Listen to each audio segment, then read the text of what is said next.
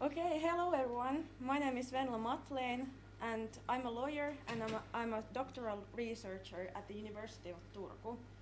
And in my research, I explore the intersections between consumer protection and animal protection. And my research focuses on how consumers' right to information is enforced in the marketing of animal-based food products.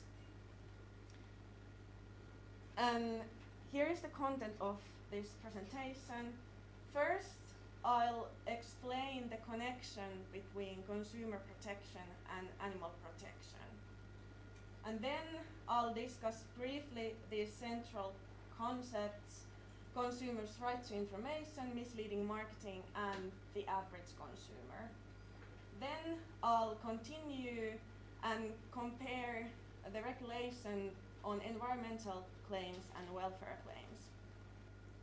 And then I'll present marketing issues that I have identified, welfare-focused marketing, and animal-obscuring marketing. And lastly, I'll present my proposed solution to these problems.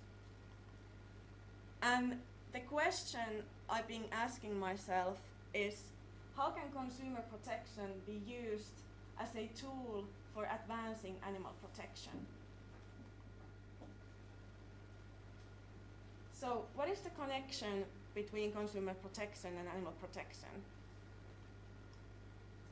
First of all, in recent years, consumer interest on animal welfare issues has grown significantly, and this in turn has influenced the marketing of animal-based food products. And nowadays, we are seeing more and more claims being made about animal welfare. And at the same time, consumers are disconnected from the processes of animal production. And therefore, they are unaware how their consumption choices affect the lives of animals.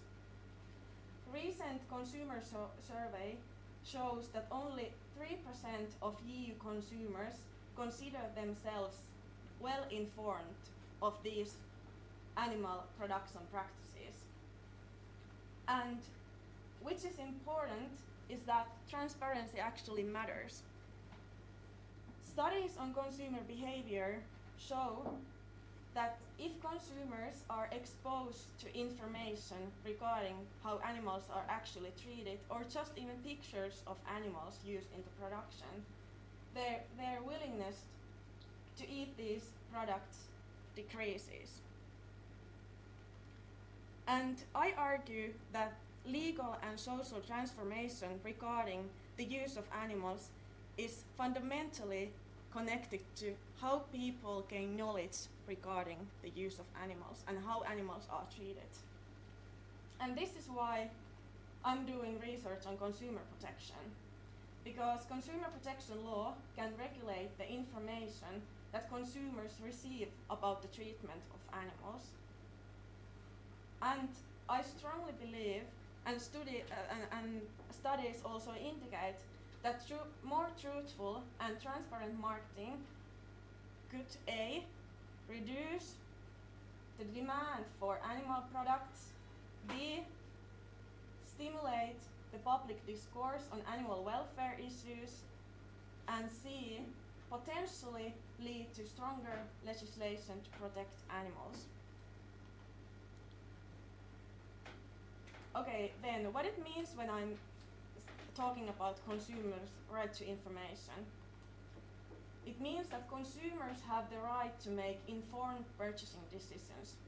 And this right is protected through prohibitions against misleading marketing practices and other unfair commercial practices, and also through mandatory packaging labels.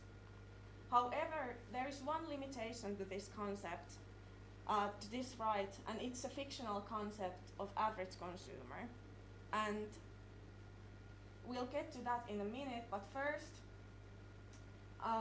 according to marketing directive of the EU, marketing is regarded misleading if it contains false information and is therefore untruthful, or in any way, including overall presentation, deceives or is likely to deceive the average consumer.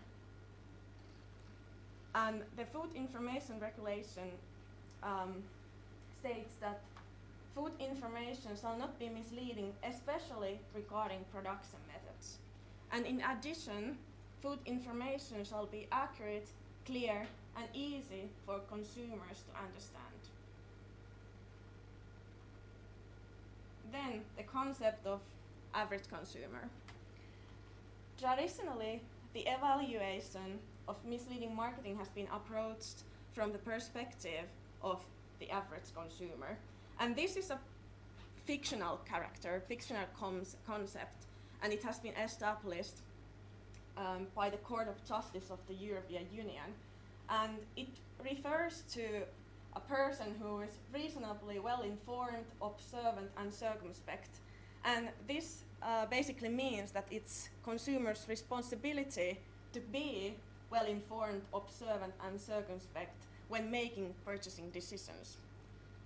And if we are looking at this concept in the context of animal welfare claims, we might have to conclude that that consumers are actually expected to be aware of animal production practices, because they should be well informed, observant, and circumspect, regardless of welfare claims presented.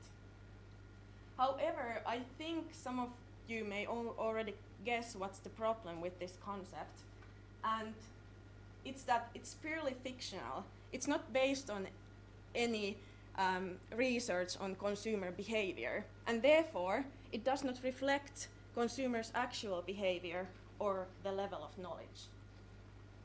And there are indications that this problem has also been taken into account in recent court rulings, and which is more important, in addition, the average consumer concept does not offer enough protection, which has led to stricter regulations for environmental claims.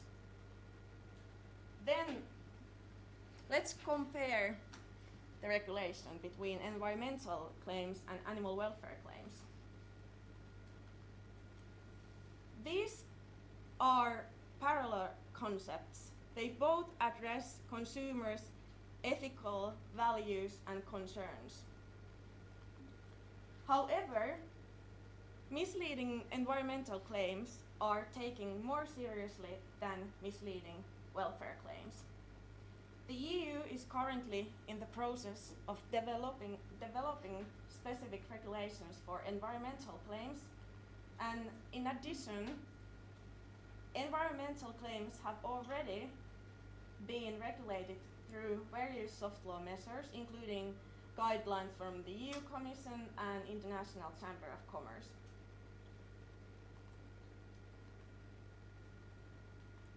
And at the same time, animal welfare claims are minimally regulated. Specific rules apply only to egg packaging. Okay, then I have identified two marketing techniques that are problematic for consumers' right to information. And first, I'll explain what I mean when I'm talking about welfare-focused marketing. And I'll show you now some examples of this kind of advertising. These are from Finland, but I have translated them.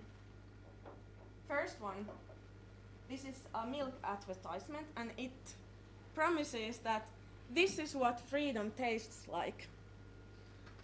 Second one, this is advertising for cheese. Now the cow is free.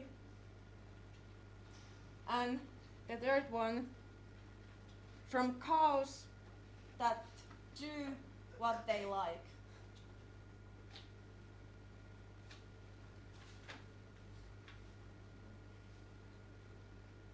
Welfare-focused marketing can address various aspects, such as animal freedom, animal happiness, animal health, or respecting animals.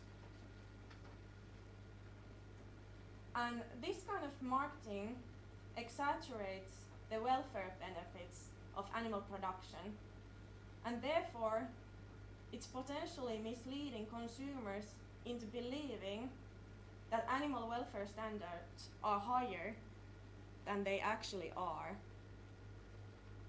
Also, this kind of marketing creates the impression that purchasing these products contributes to animal welfare, overlooking the fact that the overall practices in animal production are significantly harmful to animals. And finally, they lack transparency. This kind of marketing fails to disclose the true conditions of animals, leading to a significant gap between consumer perception and actual animal welfare. And there is a reason I chose these pictures, because I want to talk about freedom of these animals. The term free typically refers to specific production methods, not actual freedom. Animals in these systems are still held captive and they are still controlled. And these kinds of claims of animals being more free compared to other production systems are misleading, and they ignore the common restrictions in animal production. And these animals used in animal production live their entire lives in captivity. So, are these kind of claims of animal freedom deceptive as a rule?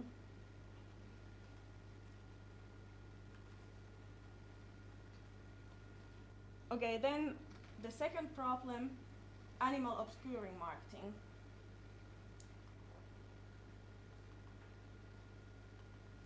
This is an advertisement for some kind of meat, steak, and the claim or the advertisement says, "A pleasure kissed by the flame," or "better chicken meat."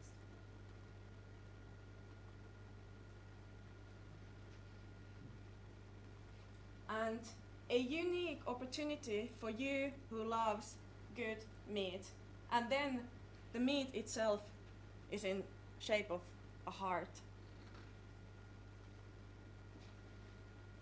In this kind of marketing, the connection to sentient animal is obscure, even when terms like steak, mince, or sausage are used.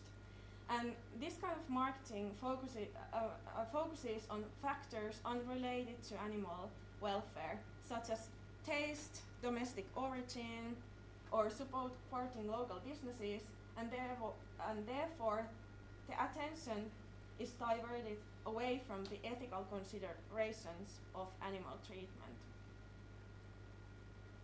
And as I told you earlier, studies show that if consumers are exposed to information regarding how animals are used in the production, their willingness to eat this product decreases. And therefore, I think that both of these marketing techniques are undermining consumers' ability to make informed purchasing decisions. And I have come up with some solutions to these problems. The first problem, marketing highlighting animal welfare in a misleading way. I think the solution is quite simple. The misleading marketing is already prohibited, so we just need to increase the enforcement of misleading marketing regulations, consumer protection regulations. But I think we should start there. But in addition, I think we need more specific legislation to protect consumers from misleading animal welfare claims. And I argue that welfare claims should be regulated as strictly as environmental claims to ensure transparency, accuracy, and consistency to protect consumers from misleading marketing. And marketing obscuring animals, I think the solution here is that there should be mandatory packaging labels concerning the treatment of animals. And this could be done in many different ways. There could be pictures of animals in their living condition in the packaging, or just text explaining how animals were treated, and what kind of procedures they went through, what kind of transportation they had, what slaughter methods, and so on. And what is important is that the information should be presented in a way that is easy for consumers to understand.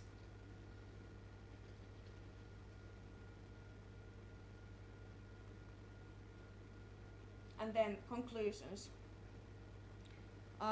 I think that it's inconsistent that we are trying to protect consumers from misleading environmental claims while not addressing misleading animal welfare claims.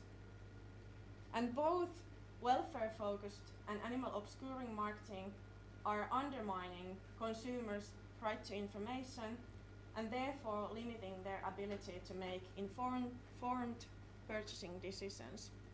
And the most important thing is that strengthening consumer protection law is crucial, not just for consumers, but especially for protection of animals, because we could, through more transparent marketing, we could increase also public awareness on animal welfare issues, and therefore we could maybe have better legislation to protect animals.